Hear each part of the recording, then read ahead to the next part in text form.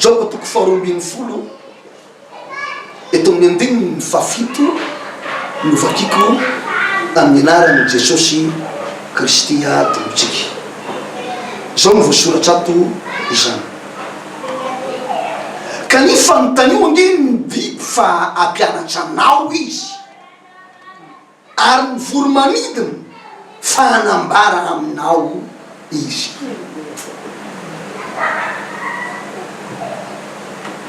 Mety hiteny omponao ngaby ianao hiteniteny foana ty pasteur Jean-Paul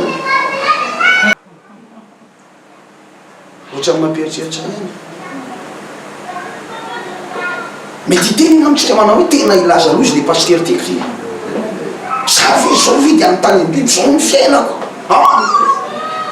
Raha za zao aza ny tena marina amin'ny voninahitro sy amin'ny lazako sy amin'ny tena mahiza zao zange mana amin'ny maizako ty apitany ranomasina ty e. Ka raha senao manontany indreny olona mpangataka reny io anontany indreny mpangataka inona nanontaniko ny mpangataka, izy ny tokony angataka ty amiko, izy ny tokony anontany hevitra. Ndrany koa tsy tiato anatin'ny fiangonana ndraindray mety hiteny manao zany ndray tsy mila hevitra raha fa tena izy ny tokony anontany ahy. Indrindrindrindra mora ohatra ka ataoko hoe mifona raha tsy dia azoazonao pasteur anao ka mba misy misikevitra mba ampidirin'ny pasteur izy anao manao hoe za tsy anatina amin'ny pasteur zany pasteur ny tokony anatany ty amiko. Fa hito le olona tsy hoe anontanio angeny ny olona fa ozy le tenin'Andriamanitra ty anontany ny biby. Anontaniana hoana ny biby endrika sy fomba manao ahoana ny entina anontaniana ny biby. Tsy miteniteny fon'Andriamanitra raha miteny zany teny zany fa rehefa anontaniana zany ny biby dia tsy maintsy mamaly izy. Ary za koa hoe tsy olombavan'Andriamanitra hiteny aminao aprisika anao mihitsy anao zay miaino zao tenin'Andriamanitra androany zao mandeha nanontaniany biby fa ampianatra anao izy. Le isika ampianariny mihitsy no ohatrany mampieritreritra. Tsisy amitsika mandeha ny teny hoe ornimia mba ampianariny samy bolavo ako. Kanefa ny Baiboly miteny mazava tsara fa anontaniany biby fa ampianatra anao izy. Vonona vetsika rehetra ampianarin'ny biby androany ao fafay nytanora tena vonona tokoa ianao.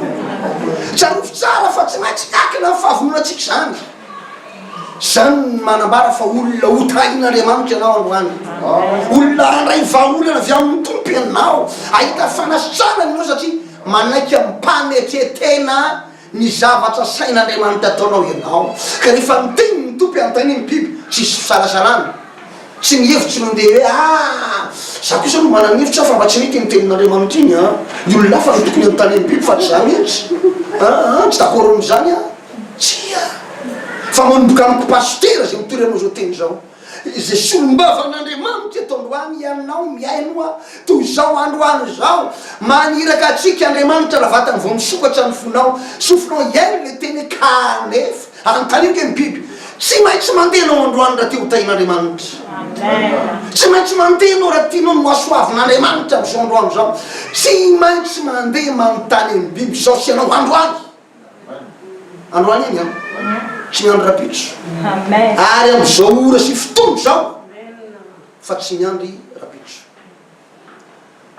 Mifona aminao fa mba ty ilaza zavatra kely anankiray aminareo satria anatin'izao tontolo ataoko zao mantsy ty fanontaniany biby ty ny zavatra iainantsika eto ambony tany. Eto ambony tany ry havana malala dia matetika zavatra fahita any am'izao tontolo zao ny demokrasia. Inona hoe demokrasia. Zany resaka demokrasia zany dia mba fantatsary fa misy resaka demo zany na devoly zany. Karaha vo ny demokrasia mentina ao anatin'ny fiangonana n'Andriamanitra tsy maintsy misy asan'ny devoly mihitsy satria zay mahatemo azy. Fa tokony demokrasia miasa atao amin'ny fiangonan'Andriamanitra. Ny demokrasia dia avy amin'Andriamanitra midina amin'ny mpanofon'Andriamanitra tonga eo zanak'Andriamanitra. Amen. La zao kely ny eky ny hoe tsy demo fa teo. Tsy demo fa teo. Tsy raha teo akory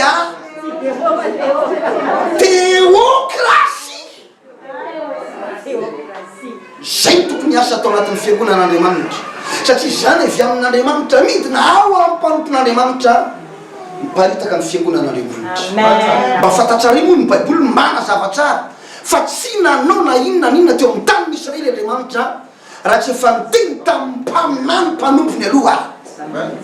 Amen. Zany Andriamanitra zany tsy anao ninina eto amin'ny fiangonanareo mihitsy raha tsy efa niteny tamin'ny pastera ery aloha. Amen. Tandre mihitsy sady tsy tahin'Andriamanitra ny fiainanao ny anesoranao ny tanan'Andriamanitra hiala eo amin'ny tokantrano sy ny fiainanao manokana tsy fanekenao ny mpanompon'Andriamanitra miandraikitranao.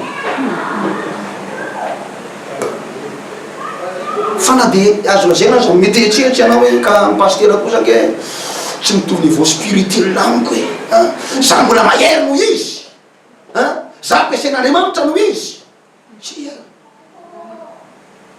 tsy maintsy manaiky ny mpanompon'Andriamanitra ianao zay natao hoe teokrasia farany hevitra sao raha tena ataoko hoe tena hoe ny fiveranao tsy midika kory zany tsika zany tsy tokony afaky fanakar-hevitra hoe ataon'ny fiangonan'Andriamanitra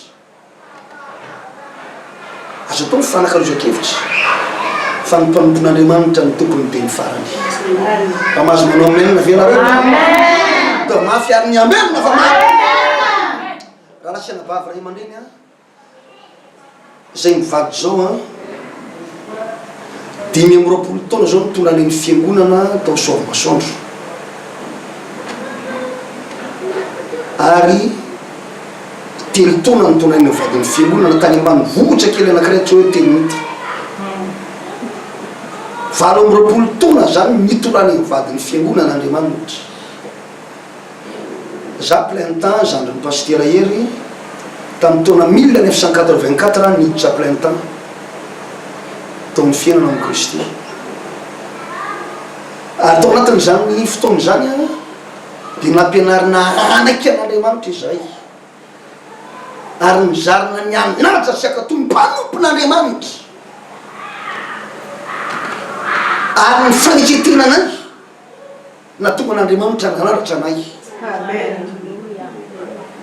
Fantatrareo tsara pastera Adolphe zay tsisy miafina aminareo fa tonga teto aminareo no nisan'ny pastera nampifezy ny pastera Jules anay tamin'izany taona 1984 sy 85 zany mafy ny fitondran'izany lehilahy zany pastera ery vavolombelona fa tsanoko tsara mihitsy tamin'izany zay mbola niady tamin'ny sakafo dia nisy fotoana andeha hiany faty zahay tamin'izay fotoana zay dia lasa mba niditra taon'ny lakseny napango ina navary napango tonga diso pastera Adolphe iny ty ataony sety raha Jean Paul ivoaka ny vavon-dralahy io gara raha tseritseritra fa isy sakafo be ho an'ny ralahy fa tena tsapako narary zay ivoaka ny vavon-dralahy io fa mifanikeko an'Andriamanitra tamin'ny mpaneketeny le teokrasia natonga an'Andriamanitra tena nanana tsara ary am'izao fotoana zay samy conseil d'administration mirefi dia mifanany any onareo nangatily nataonareo tamin'ny taloha reny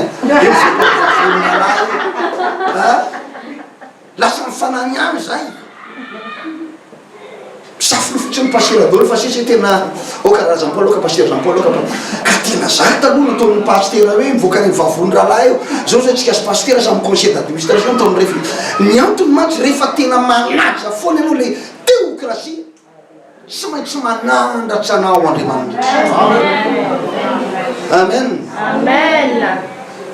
Ka mba tonga atsika tahaka zany dia andao amin'ny taninan'ny biby andao amin'ny taninan'ny biby fampianatra atsika tokoa izy andao jerevana ny voro-manidina fa tena anambarany amintsika izy. Amen. Donc atsika maky tenin'Andriamanitra anankiray azy atao boky moboly nanao ndevaka itsika amin'ny anaran'i Jesosy Kristy tombotsika.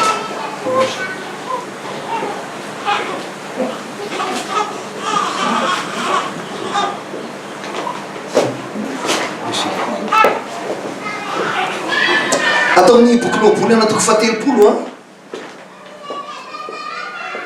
misy zao teny zao atao amin'ny anaran'i Jesosy ka eno tsara. Noaboly anatoko fatelopolo vakitsika eto amin'ny andininy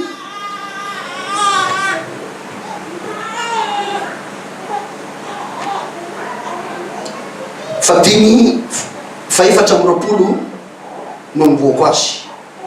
Noaboly anatoko fatelopolo manomboka amin'ny andininy faefatra amby roapolo. Ole tenin'Andriamanitra amin'ny anaran'i Jesosy.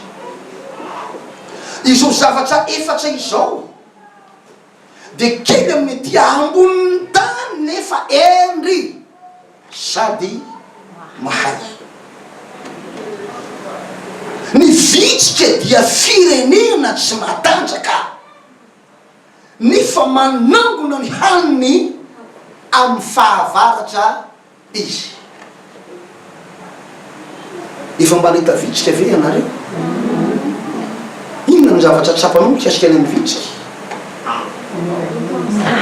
Manana ny fahalemena izy, firenena tsy matanjaka izy, fa manangona ny haniny raha fahavaratra.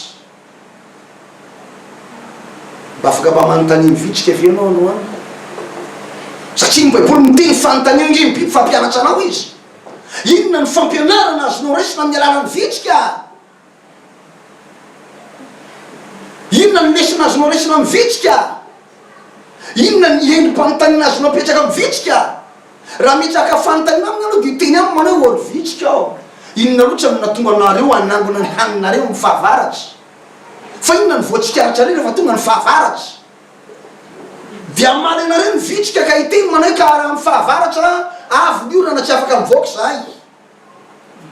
Amin'ny fahavaratra tsy maintsy manangana ny hanina ho aninay zahay mba tsy hanahirana anay.